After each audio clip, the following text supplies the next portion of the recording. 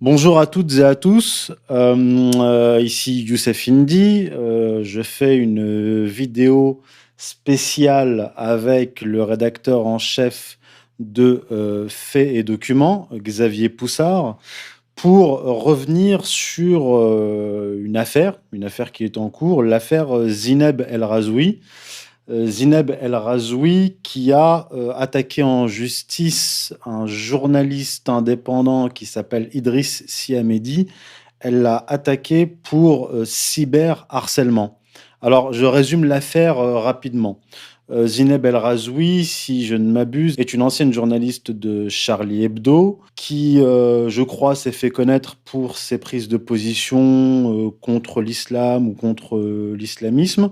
C'est selon, hein. Et alors, le fond de l'affaire, c'est quoi?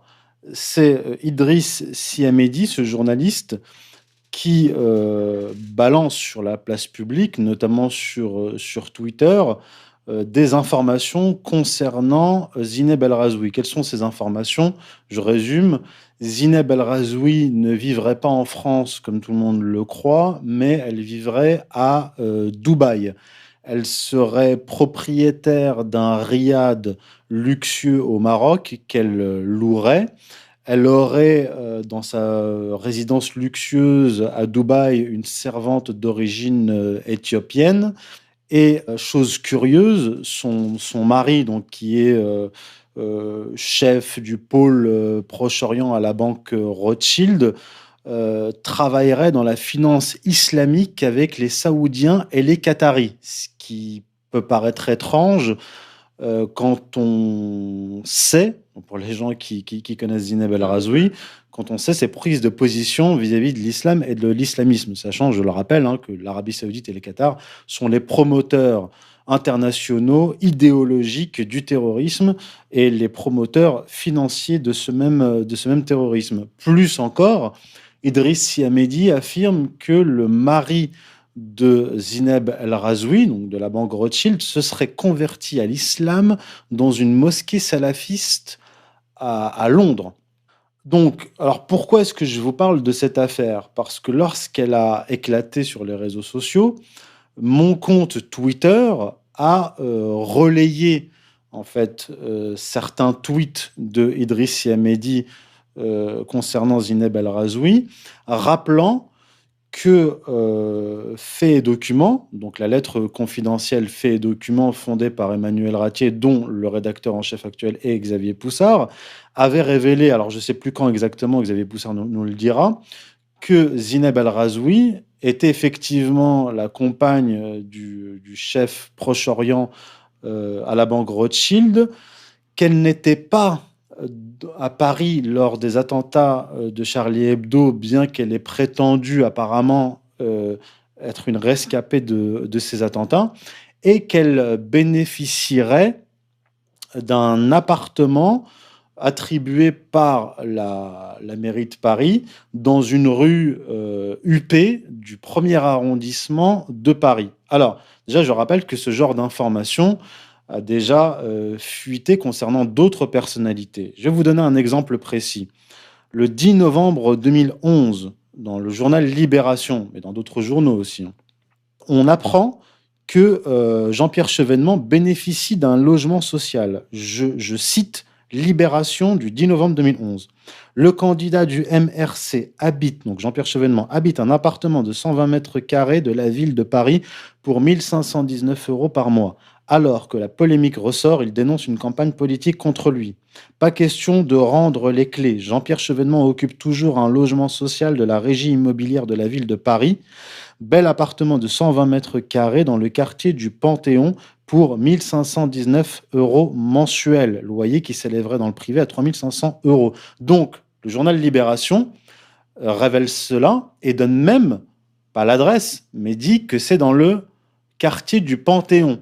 Voilà. Ce n'est pas pour autant qu'il mette sa vie en danger. Pourquoi je vous dis ça?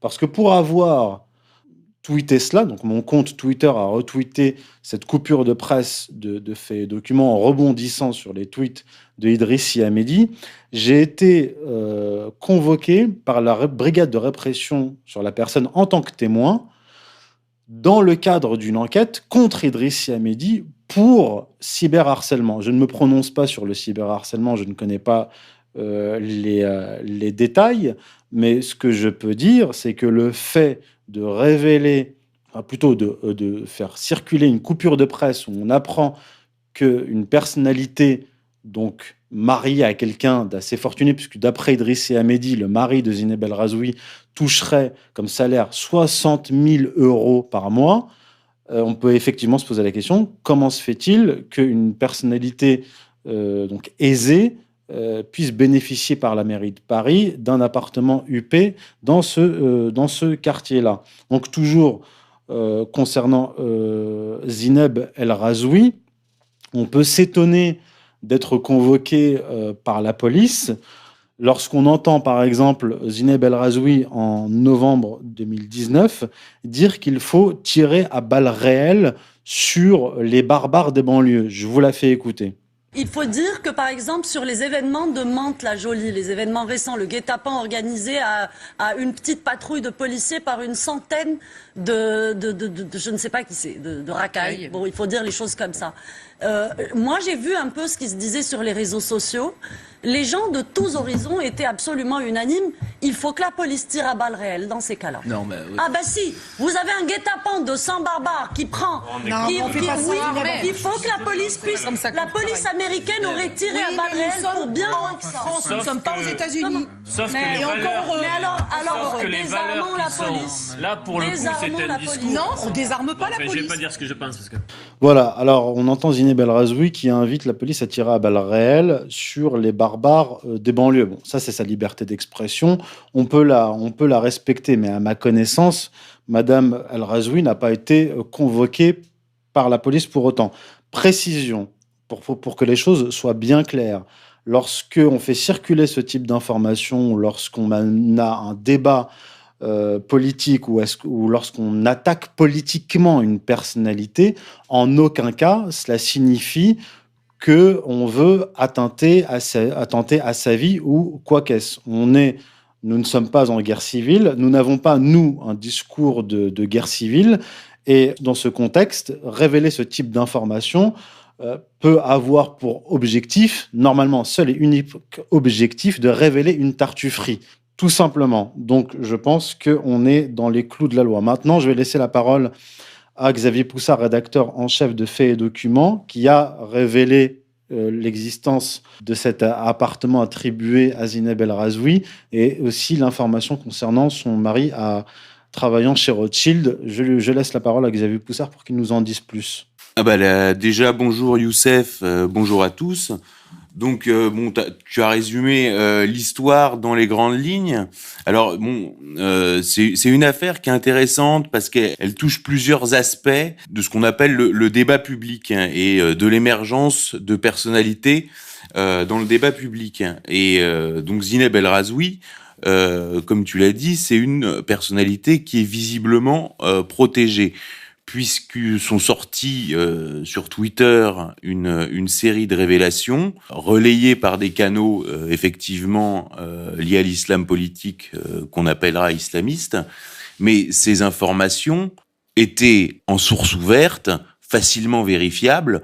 Or, elles n'ont fait l'objet d'aucun écho dans les journaux. Le canal de révélation de ces informations a été placé en garde à vue et poursuivi pour harcèlement sur Twitter, c'est-à-dire cyberharcèlement. Et on a vu tout le pouvoir médiatico-politique protéger Zineb El Razoui. Ce qui est très intéressant, puisque une série de révélations comme ça, par exemple François Fillon en 2017, il fait l'objet de harcèlement, si on va par là. Non, ça s'appelle du journalisme.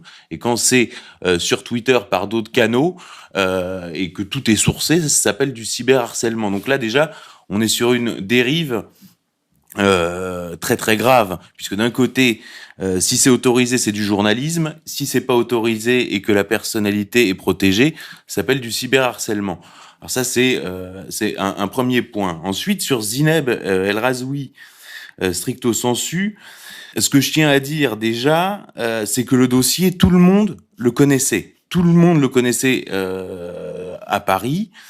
toutes les rédactions y avaient eu accès pour une simple et bonne raison, c'est que le SDLP, c'est-à-dire le service de protection des personnalités, comment dirais-je, est utilisé de façon abusive par la République pour protéger des personnalités qui n'ont pas nécessairement besoin de protection ou qui du moins abusent de cette protection. Et d'ailleurs, si vous voulez suivre ce qui se passe au SDLP et l'histoire de ces abus, c'est pas compliqué. Il y a un canal privilégié qui est Aziz Zemmouri dans Le Point, qui a sorti un certain nombre d'affaires, c'est-à-dire le SDLP qui était utilisé pour protéger les livraisons de diamants de Meyer Habib, le SDLP récemment utilisé pour protéger Agnès Buzyn et Yves Lévy avec une protection, je dirais, de complaisance, etc. Donc d'habitude, c'est Aziz Zemmouri dans Le Point qui sort ce genre d'affaires.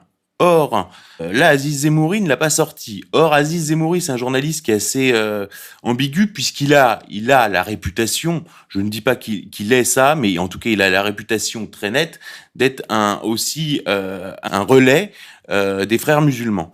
Donc, première chose, sur le SDLP. Donc, ce dossier, le dossier Zineb, tout le monde y a eu accès, y compris moi, et je l'ai sorti de façon résumée dans ma lettre, et je vais le présenter Dans Faits et Documents.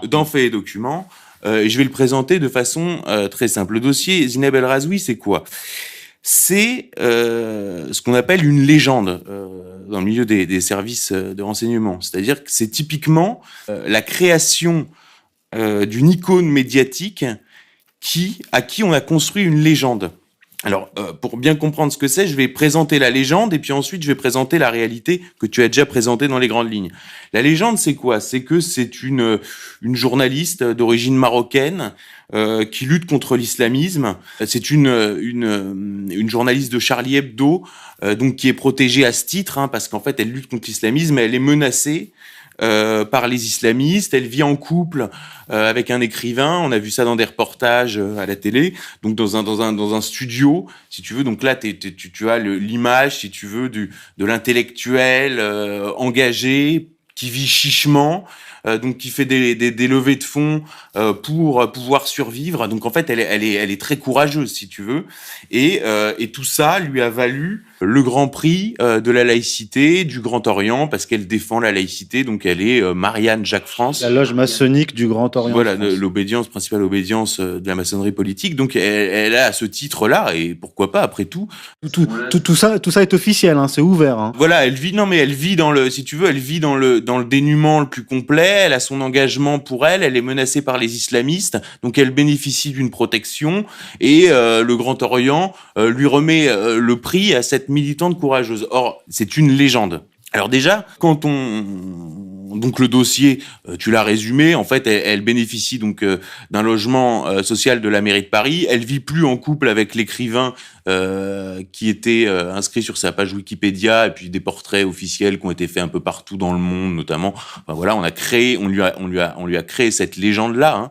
La légende a été écrite, et en fait, elle vit avec le responsable de la finance islamique chez Rothschild, qui lui-même est converti à l'islam radical dans une mosquée londonienne. Elle passe sa vie entre le Maroc, Dubaï et donc Paris. Donc si tu veux, en fait, elle vit dans une sorte de faste. On voit bien d'ailleurs quand on regarde les premiers documentaires sur Zineb El Razoui et son visage maintenant, qu'elle a intégralement été refaite, c'est-à-dire on lui a fait refaire à la tête intégralement. Elle est passée sous le bistouri, et donc on l'a créée. Et pourquoi on l'a créée? Pour en faire une icône. Et donc quand on regarde bien, on voit qu'elle est éditée chez Ring, d'un côté, c'est-à-dire une certaine extrême droite, et d'un autre côté, elle a le prix du Grand Orient. Et qu'est-ce qui fait la jonction, si tu veux, entre cette aile droite du Grand Orient? Alors ça veut un peu rien dire, l'aile droite du Grand Orient, mais c'est très très simple. C'est-à-dire qu'au Grand Orient, si tu veux, tu as deux branches. Il y a ceux qui veulent appliquer la laïcité qu'aux-catholiques, qui veulent appliquer la laïcité aux catholiques, et puis il y a l'aile droite qui dit non, faut l'appliquer et aux catholiques et aux musulmans. Donc voilà. Et d'un autre côté, Ring, donc qui est une maison d'édition plutôt classée dans la droite de conviction, l'extrême droite, où on va retrouver des auteurs comme Laurent Oberton, Zineb El Razoui, Papacito, etc. Et qu'est-ce qui fait la jonction entre ces deux blocs, en fait, c'est Alain Bauer, qui est, si tu veux, qui a la sécurité en France, qui est Bernard-Henri Lévy aux affaires étrangères, ou ce qu'est Jacques Attali à l'économie, si tu veux, c'est-à-dire le pouvoir profond, c'est-à-dire celui qui ne bouge pas, quels que soient les présidents. Voilà. Et donc, on voit qu'elle est pilotée en haut lieu pour incarner un message qui est en fait l'aggiornamento de l'islam, ou l'islam des Lumières, ou l'islam républicain, enfin on peut l'appeler comme on veut, qui est quelque chose en fait qui a très peu de chances d'aboutir, parce qu'en fait ça n'existe que dans la tête de quelques illuminés. Et donc on sent que la révélation, je dirais, du dossier Zineb El Razoui a été bloquée, parce que, je le redis, tous les journalistes de Paris y ont eu accès. Tout le monde savait. D'accord ? Et donc ce militant islamiste fait fuiter le dossier de façon massive sur les réseaux sociaux. Et là, étonnamment, on voit le niveau de protection dont bénéficie Zineb El Razoui, c'est-à-dire que c'est l'informateur, c'est-à-dire celui qui relaie les informations, qui, je le redis, sont des informations disponibles en source ouverte, est arrêté, placé en garde à vue, etc., et accusé de cyberharcèlement. Et là, je redis, c'est vraiment une dérive très très grave. Alors, il y a un troisième sujet. Donc, il y a le sujet du SDLP, il y a le sujet de la création de légendes, il y a le sujet du passage du journalisme au cyberharcèlement. Ça, c'est quelque chose qu'il faut vraiment suivre, parce que c'est une dérive qui me paraît très grave. C'est-à-dire, Fillon, c'est du journalisme, Zineb El Razoui, c'est du cyberharcèlement. Donc là, c'est vraiment très grave. Et puis, un autre sujet parallèle qui est la complaisance, les logements sociaux de complaisance à Paris, où là, on sait, tu l'as souligné avec Jean-Pierre Chevènement, mais encore une fois, c'est pas le cas le plus criant. Nous, dans Fait les documents, il y avait la fameuse affaire de la famille de Valls qui bénéficiait d'un logement social en face de Notre-Dame. Tu vois, donc on sait que il y avait eu Alain Juppé aussi. Enfin, c'est un vieux classique, si tu veux. Donc là, voilà. Donc il y a plusieurs sujets qui se mêlent. Et donc, ce qui est intéressant, c'est que la légende qu'on avait faite, c'est construction de légende. Hein. Il suffit de voir la série Le Bureau des légendes, comment on construit une légende à quelqu'un. C'était exactement le cas avec Chalgoumi. C'est-à-dire, Chalgoumi, c'était un type.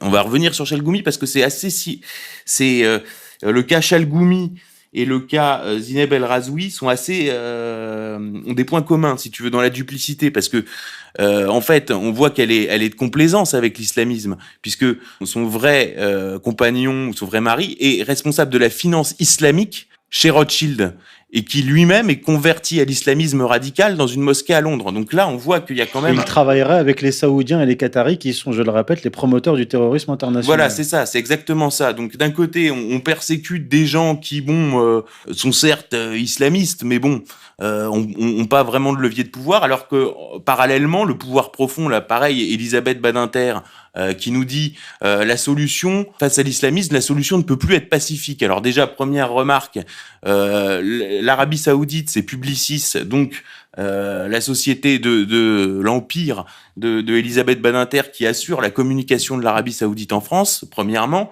Donc déjà, c'est elle qui est complice. Ça, c'est énorme. Et deuxièmement, imagine que Le Pen ait dit ça, les mêmes qui prétendent lutter contre l'islamisme, c'est-à-dire la LICRA, etc., auraient attaqué Le Pen au tribunal pour incitation à la guerre civile. Donc si tu veux, il y a un vrai problème de double discours. Et je te disais sur les légendes, je reprends l'exemple de Chalgoumi, qui était exactement le même type, parce que faut comprendre que l'islam, le sujet de l'islamisme en France est un sujet extrêmement vaseux qui joue sur à la fois le trafic de drogue, à la fois l'islamisme, et avec une infiltration des services de renseignement, où dessus tu peux créer des tas d'opérations de service, si tu veux. C'est un peu comparable à la Corse, d'ailleurs. Hein. La Corse a été un laboratoire finalement pour ça. Je suis en train de réfléchir à ça, et je le comprends de plus en plus. C'est-à-dire, d'un côté, le nationalisme, le grand banditisme, et dessus, les services qui viennent se greffer pour certains intérêts politiques particuliers, si tu veux. Revenons à Chalgoumi pour qu'on puisse... Chalgoumi, c'est exactement ça. Chalgoumi, c'est quoi l'histoire Chalgoumi ? Chalgoumi, c'est un pizzaiolo fondamentaliste qui fait des prêches en appelant au djihad dans les foyers Sonacotra de Bobigny. Il organise le Hadj à la Mecque pour les salariés de Roissy, dont salariés de Roissy, dont on peut quand même tous constater. Quand on passe au contrôle à Roissy, le seul type qui dans l'imaginaire serait capable de mettre une bombe, c'est le type qui est chargé de contrôler votre sac, quoi. Le type, il a la trace sur le front, il a la barbe. Enfin, c'est quand même un truc ubuesque, quoi.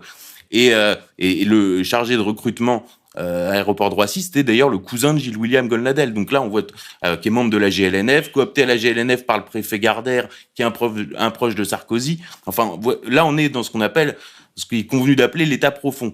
Et donc, Chalgoumi avait été épinglé par une note de la DST comme représentant un danger et d'islamisme sur l'aéroport de Roissy. Ça avait été l'objet d'ailleurs du livre de Philippe de Villiers, les mosquées de Roissy, qui s'appuyait sur un rapport de la DST. Et d'ailleurs, la fuite du rapport de la DST, qui en fait avait été fourni par le fils de Villiers à Philippe de Villiers, avait valu, comment dirais-je, une représaille qui avait été le déballement public de toutes les affres, si on veut, des fils de Villiers, de la famille de Villiers, sur le plan sexuel. Donc là, pareil, c'était du journalisme, c'était pas du cyberharcèlement. Enfin, passons. Et donc, ce pizzaiolo fondamentaliste qui embrigadait dans l'islamisme radical les salariés de l'aéroport de Roissy et qui appelait au djihad dans les foyers Sonacotra, était menacé d'expulsion. Et là, Samy Gozlan et les responsables de la communauté juive sont venus le voir en lui disant « Bon, écoute, soit t'es expulsé, soit tu incarneras l'islam des Lumières. » Et donc le type a dit bingo. Et donc on lui a construit sa légende de résistant aux islamistes. Et sur Zineb El Razoui, on n'est pas loin du même fonctionnement. Donc voilà ce que j'avais à dire sur cette affaire.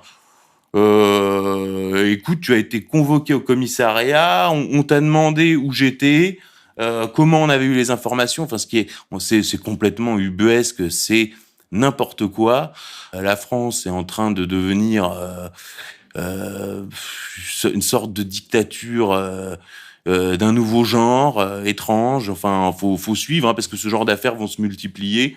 Donc c'est bien important de comprendre tout ça. Je répète pour ma part que je suis chercheur, je fais de l'histoire et de la géopolitique.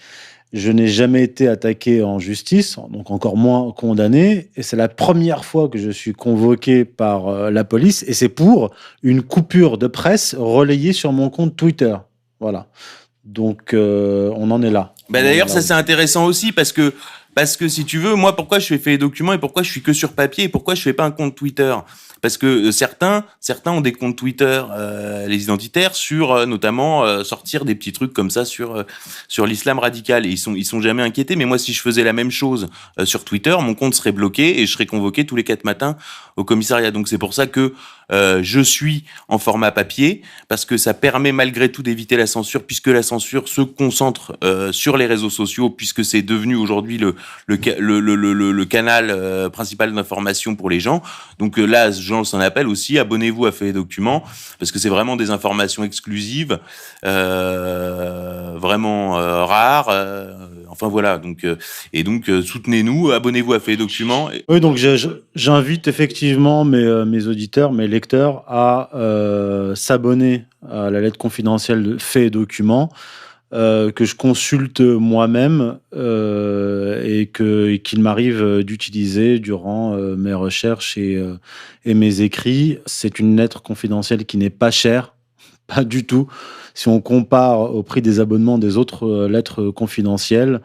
Et si je ne m'abuse, vous n'avez jamais été attaqué en justice. Voilà, et c'est inattaquable, tout est sourcé. De toute façon, on travaille sur source ouverte. Je le redis, là c'est pareil, l'affaire Zineb El Razoui, elle est sur source ouverte. Enfin, on est en plein délire, quoi. C'est un type qui relaie des captures d'écran de sociétés de Zineb El Razoui au Maroc, est arrêté pour cyberharcèlement. Enfin, on est chez les fous, quoi. Qu'il soit islamiste ou pas, je m'en fous. C'est pas ça que je juge. Je juge juste que, en plus, si c'est aujourd'hui pour les islamistes, demain. C'est la véracité de l'information qui est importante, pas l'origine. Voilà, c'est ça. C'est-à-dire que demain, ce sera pour nous. Mais par contre, Marine Tuki de Mediapart, elle, c'est pas du cyberharcèlement, alors qu'elle harcèle des gens sur 10 ans, à plein temps. Enfin, je veux dire, on est vraiment chez les fous, quoi. On va conclure là-dessus. Merci Xavier Poussard, rédacteur en chef de Fait et Documents. Merci à tous. Merci à toi.